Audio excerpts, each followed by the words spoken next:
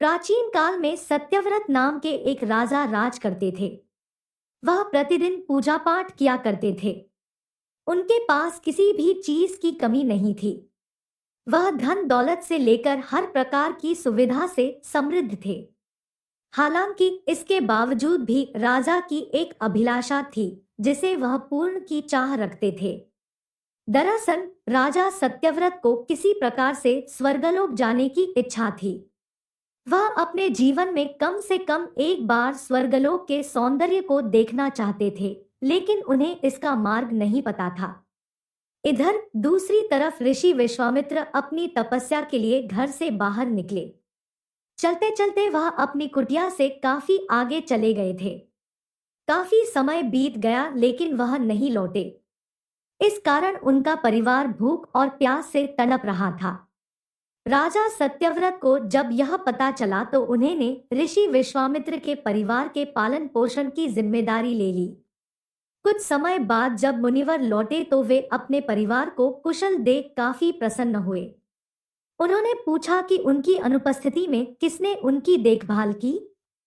इस पर ऋषि के परिवार वालों ने बताया कि राजा ने उनके पालन पोषण की जिम्मेदारी उठाई थी। यह सुनकर ऋषि विश्वामित्र तुरंत राजमहल पहुंचे और राजा से मुलाकात की। वहां पहुंचकर उन्होंने सबसे पहले महाराज को धन्यवाद कहा। इस पर राजा ने ऋषि से अपनी इच्छा पूर्ण होने का आशीर्वाद मांगा।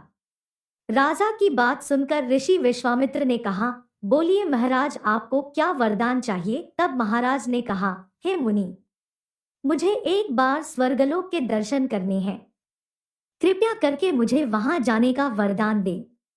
राजा की प्रार्थना सुनकर ऋषि विश्वामित्र ने एक ऐसा रास्ता बनाया जो स्वर्गलोक की ओर जाता था। यह देख राजा सत्यव्रत बहुत खुश हुए। वह तुरंत उस रास्ते पर चल पड़े और स्वर्गलोक पहुंच गए। यहां पहुंचते ही इंद्रदेव ने उन्हें नीचे धक्का दे दिया, जिसके कारण वो सीधे धरती पर जा गिरे। राजा ने सत्यव्रत ने तुरंत सारी घटना ऋषि विश्वामित्र को बताई। राज की बात सुनकर ऋषि विश्वामित्र गुस्से से आग बबूला हो उठे। उन्होंने तुरंत सभी देवताओं से इस बारे में बात की और इस समस्या का हल निकाला, जिसके बाद राजा के लिए एक नया स्वर्गलोक बनाया गया। नए स्वर्गलोक को पृथ्वी और देवताओं के स्वर्गलोक के बीचों बीच स्थापित किया गया था ताकि किसी को परेशानी न हो।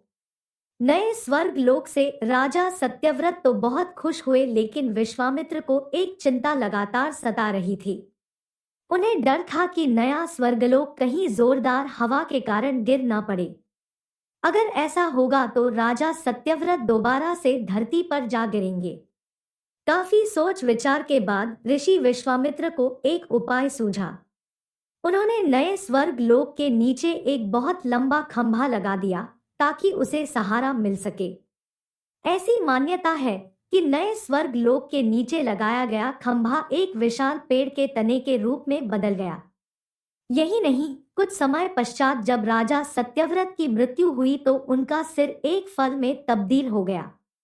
तभी से इस खंभे को नारियल का पेड़ कहा जाने लगा, जबकि राजा का सिर नारियल के रूप में जाना गया। यही कारण है कि नारियल का पेड़ इतना लंबा होता है। कहानी से सीख। इस कहानी से हमें यह सीख मिलती है कि अगर सच्चे मन से किसी की मदद करें तो हमारी हर ख्वाहिश पूरी हो सकती है।